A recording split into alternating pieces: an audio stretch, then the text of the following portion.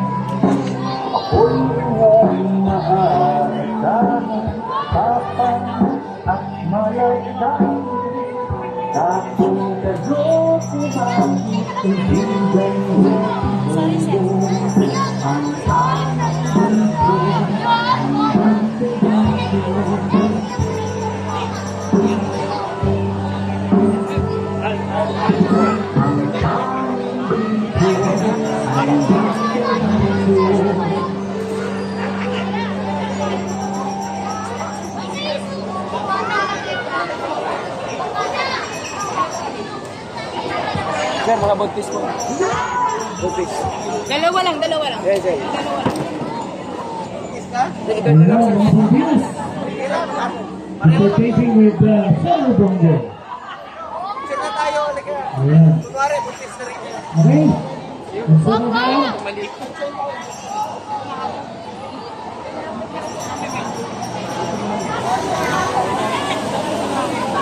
Ikaw.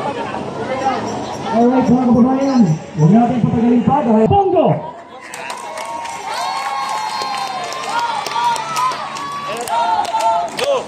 Magandang hapon po lahat, mga kababayan ko rito sa barangay 420 sa Manila. Unang-una, gusto kong makiramay po sa pamilya nung nasawi. Alam niyo, parati kong sinasabi tuwing nasusunugan po, Ang tinatanong ko kung meron bang nasaktan o nasawi. Dahil para sa akin po, ang gamit nalalabhan, ang pera kikitain. Subalit yung pera kikitain na hindi po nabibili ang buhay. A lost life is a lost life forever. Kaya lang po, Diyos lang po nakakaalam kung kailan tayo mawawala sa mundo ito. Ma'am, nakikiramay po ako sa pamilya ninyo. Nakakalungkot po, ipagdasal po natin si nanay. At magtulungan lang po tayo. Kaya po ako narito ngayon. Magkapitbahay rin po tayo. Maynila lang po ako. Diyan lang po ako nakatira din po. At sa 6 na taon na namuno si dating Pangulong Rodrigo Duterte. Ayun po, di ba? Diyan lang po. Halos pag nasusunugan po rito sa Maynila, parati po akong umiikot. Nagmumotor lang ako dahil kapitbahay lang tayo. Masikip po yung daan dito, kaya pinapasok ko talaga yan. At ngayong araw na ito, 3 barangay pala ang pupuntahan ko. Barangay ito 420, barangay 448, 439 at barangay 581, Sampaloc. Dahil nung Sabado, nung nabalitaan ko na nasunugan rin po dyan sa barangay 581, sabi ko pupuntahan ko rin po. At kanina galing po ako ng Valenzuela para mamigay rin po ng tulong. In fact, nandito ang kanilang masipag na mayor, kapitbahay nila po ito, si Mayor West Gatchalian. Palapakan po natin. Dito rin po si Councilor Ricard Enriquez, palapakan po natin ng Valenzuela. Sabi niya, sasama sila rito dahil kapitbahay naman po ang Valenzuela, Nabotas, di ba? Halos magkakasunod yan. At yung mga constituents naman ninyo, minsan nagtatrabaho mga taga Valenzuela rito, kayo naman minsan nagtatrabaho sa Valenzuela. Dito rin po si Mr. Efectivo Philip Salvador, palapakan po natin. Bilib ako sa'yo, may asin ka pa. Ayun po yung mga kabats mo. Ano lang, mga kabats si Kuya Ipe. Ayun. Pilihan sila sa likod. Sino po nakapanood sa inyo ng pelikula ni Kuya Ipe? Sino po nakapanood sa inyo ng Betamax ni Kuya Ipe? Wag na ho. Senador, partner, wala naman akong Betamax. Hindi naman akong Boyd Star. Action star ako, hindi mo ba? Masyado ka namang defensive. Wala naman ako sinabi. Wala ba? Ang sinabi ko lang, totoo lang, bata pa ako, 7 years old pa lang po ako, 44 years ago yon. Ang pelikula mo napapanood sa Betamax. Yung action niya, una Betamax bago nag-VHS, tapos naging DVD. Alam, DVD. Napapanood ko yun si Philip, bata pa ako. Kahoy pa yung sinihan, pinapanood ko na siya. Idol ko po siya sa pelikula. Thank you. Pero hindi siya totoong buhay. Teka muna, bakit ka naman? Ang dami mong anak, alam mo magayahin mo ka. Wala naman kayo agad. Hindi. Mabait po yan si Philip Salvador at alam nyo, nandito po siya para magpasalamat rin po sa inyo. Kanina marami po lumapit sa akin, nagpapasalamat sa mga tulong. Sabi ko, wag ko kayo magpasalamat sa akin. Ako po ang dapat magpasalamat sa inyo. Dahil binigyan niyo po ako ng pangalawang pagkakataon na manerbisyo po sa inyo. Maraming salamat po sa inyo lahat. Hindi ko sasayang yung tiwala binigyan niyo po sa akin. Number 2 ako dito sa Maynila, ha? Nagkakapitbahay tayo, ha? Turing niyo po ako na kapitbahay. Nung isang linggo nga, may nasunugan sa isang barangay dyan, nagmotor ako. Pagdaan ko, biglang tinawag ako na may kumakain doon sa tabi, palabok. Nilibre ko sila ng palabok. Sarap ng palabok nila, nakalagay pa sa planggana. Ito to. Pero masarap ba? Sobrang sarap. Paborito ko yung palabok. Wala po akong arte sa katawan. Kung anong kinakain ninyo, ganon din po ang kakainin ko. Kung ano sasakyan ninyo, ganon din po ang sasakyan ko. Kung anong nilalaro ninyo, maglalaro rin ako ng basketball. Saan mo na? 10.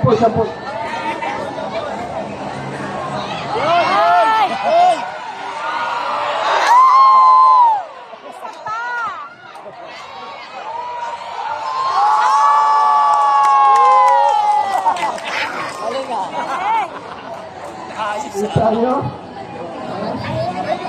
3 points po. Sino makatalo sa akin? Bigay ko sapatos ko. Sino ang may mahilig mag-basketball dyan? Yan o.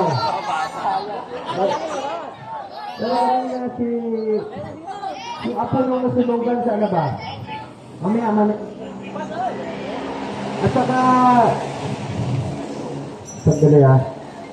Hanapin ko lang. Mamaya, shoot out tayo ha. Mamaya, pag next.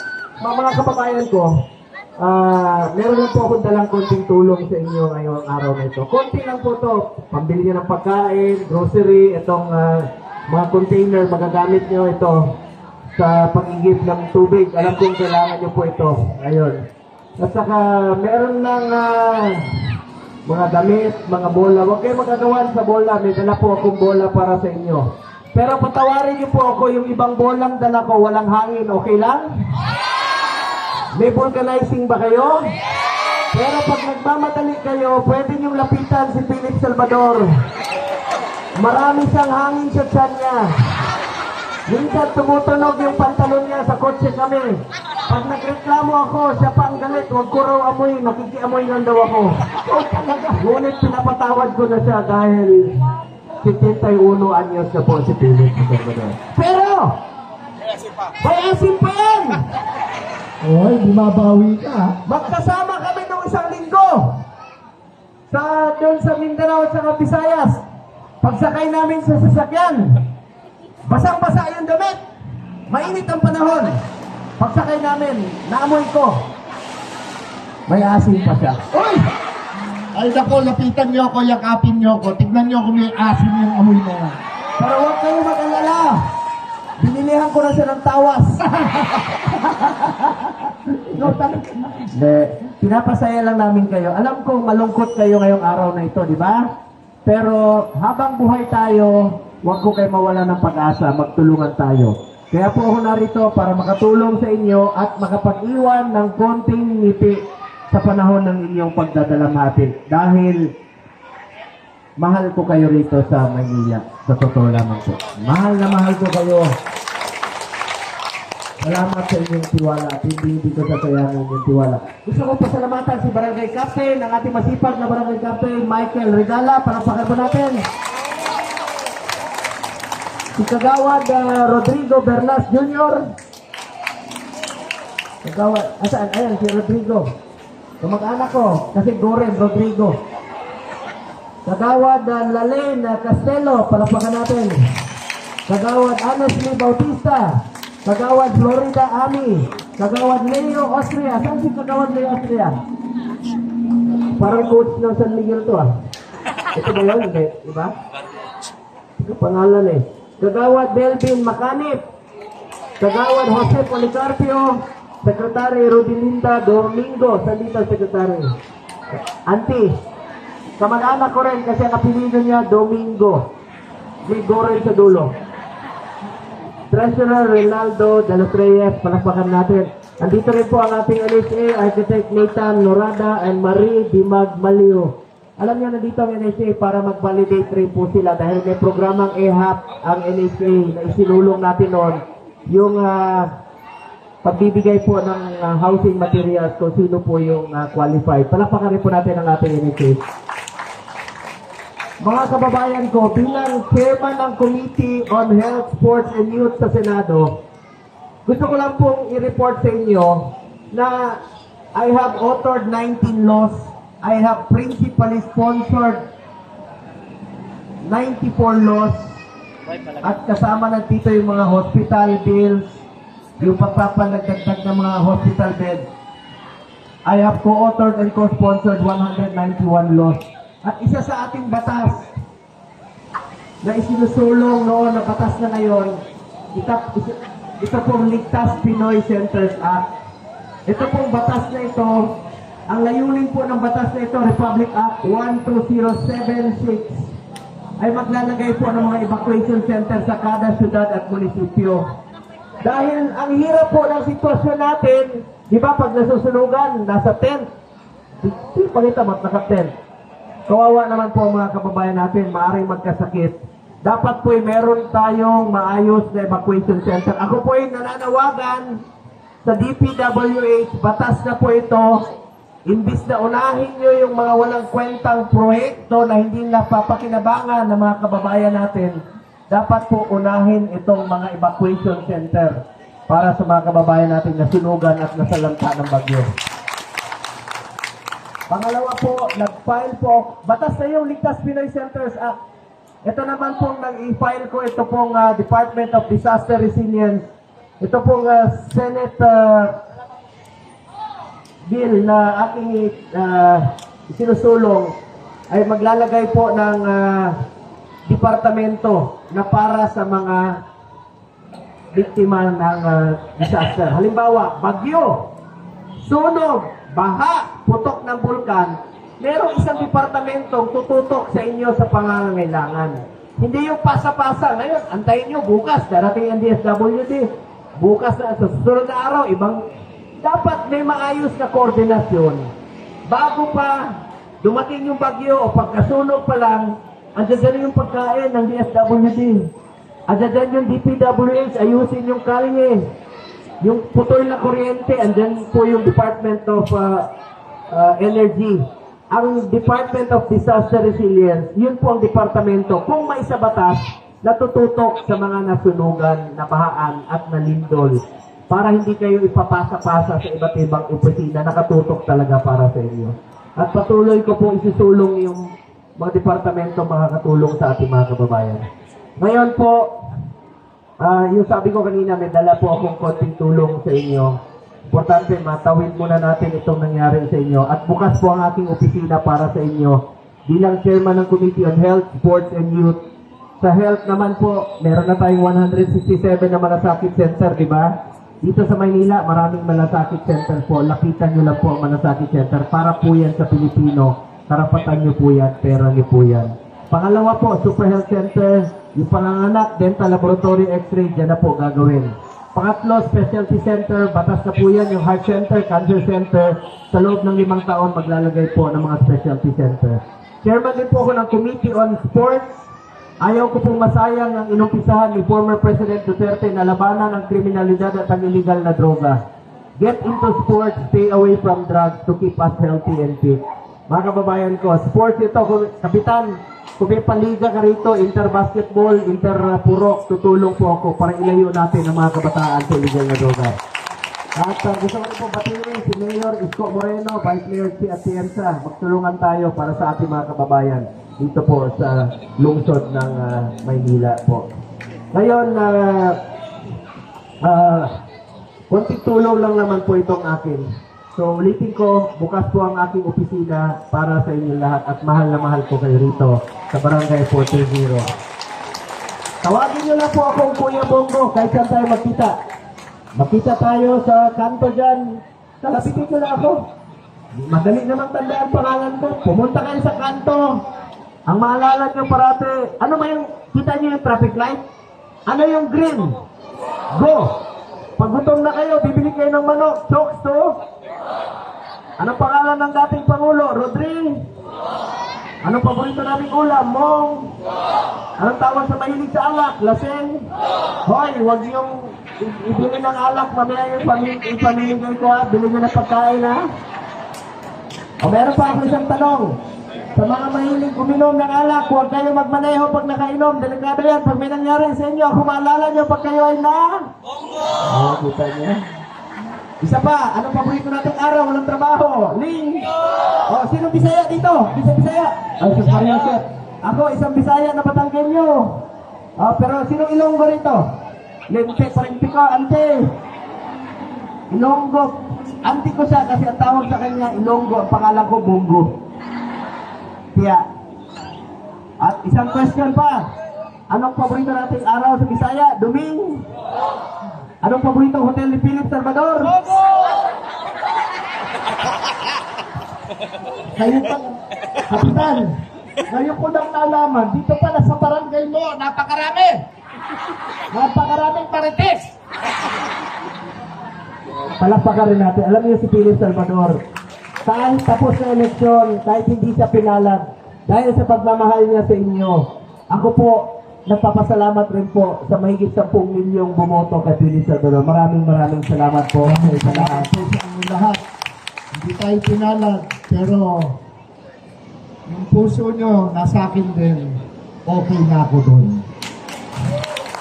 Okay na ako doon. Ang pagmamahal po sa akin ni Yorme, pinakita naman po niya sa akin. Kayo po ang nagpakita naman. Kaya maraming salamat po. Maraming salamat po sa inyo lahat. Sana yung, sino yung makipag-shoot out sa akin? O kung sino yung tatalo sa akin, Bata. Ikaw na, tali. Yes, sige. bilang Senador. Pasok. bilang chairman ng Committee on Sports, iniinganyo ko ang mga kabataan to get into sports, stay away from drugs, to keep us healthy and fit. Ngayon, gusto kong mag-basketball ka, anak. Shoot out tayo. Pag natalo mo ako, ibibigay ko ang sapatos ko sa'yo.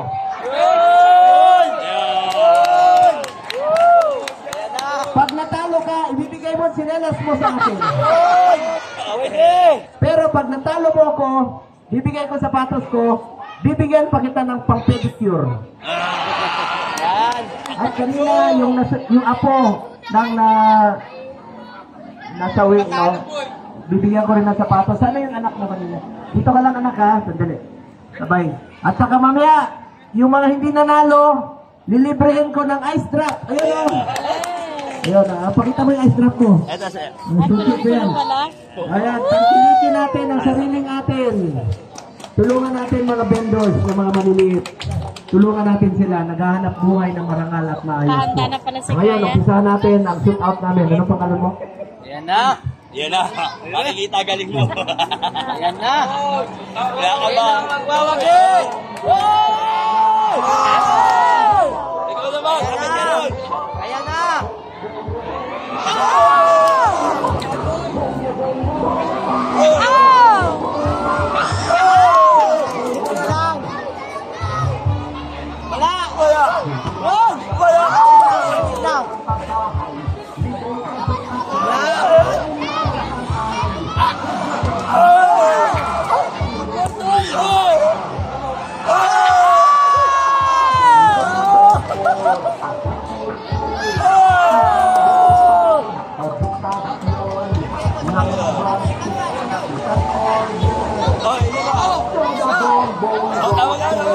Ayan na!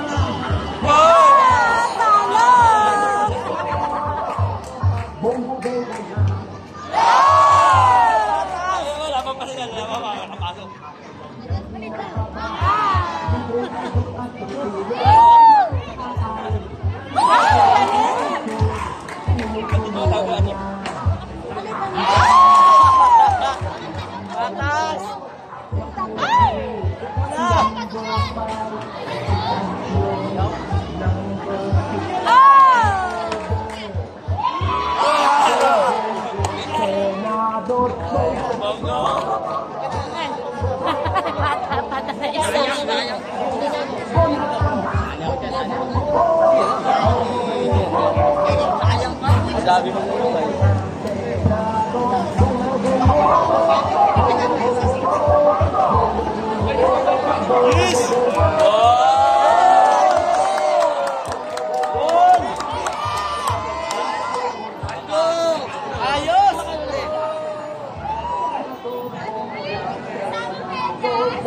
sana all.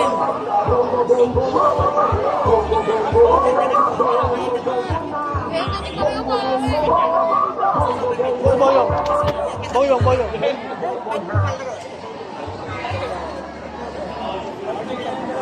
Bigyan kita pambili ng medyas.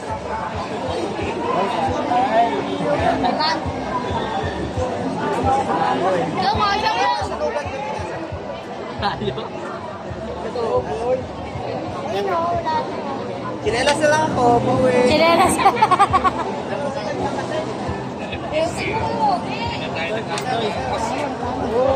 Ayos. Hindi. Yung balance mo, guys. Ay, may sapatos din siya. Wow. Ang ganda yung balance pa. Ayan. Good. Ay, ang cute man. Bagay sa kanya. Oo. Sinasabi ko yan din sa bahay. Sa bahay. Ang basketball na, guys.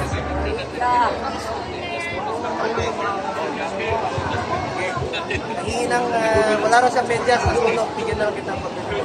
Yay! Oh!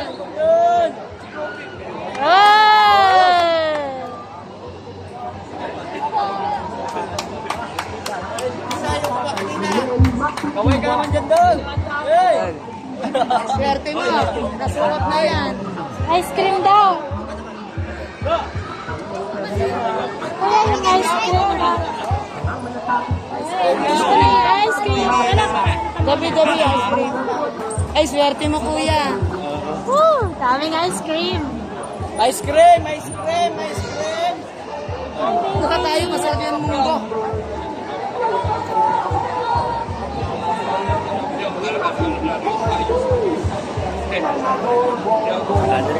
Ihina.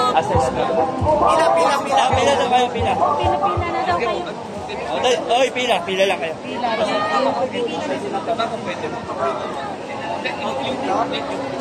flavor to? Pila-pila daw kayo. Pila kayo laban. Salad.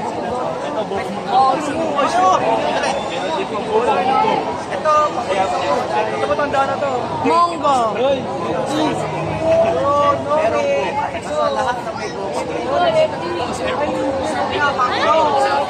Ha? Dalawa.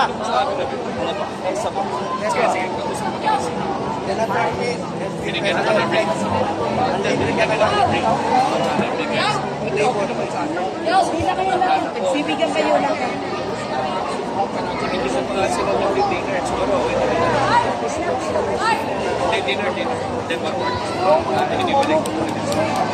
Pila yung mga bata.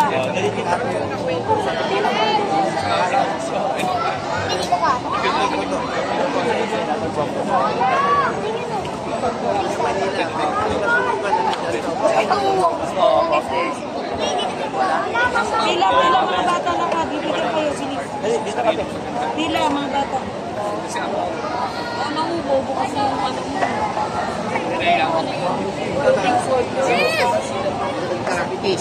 Ayun na ano? Sinabi ko. Ay, tawag na din. Bibigyan ka lang ano. Bibigyan ka lang sa dali may bibigay sa'yo. Dali may bibigay sa'yo.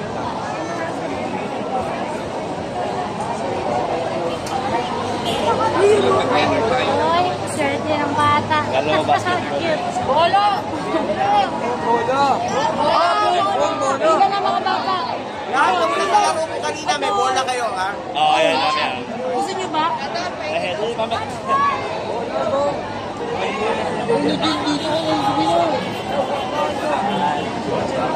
Please, pot. Salamat. Ando yung iba yung mga bata sila.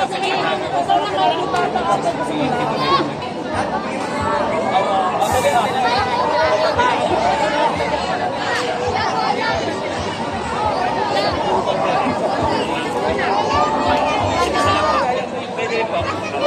Tandaan lang kayo.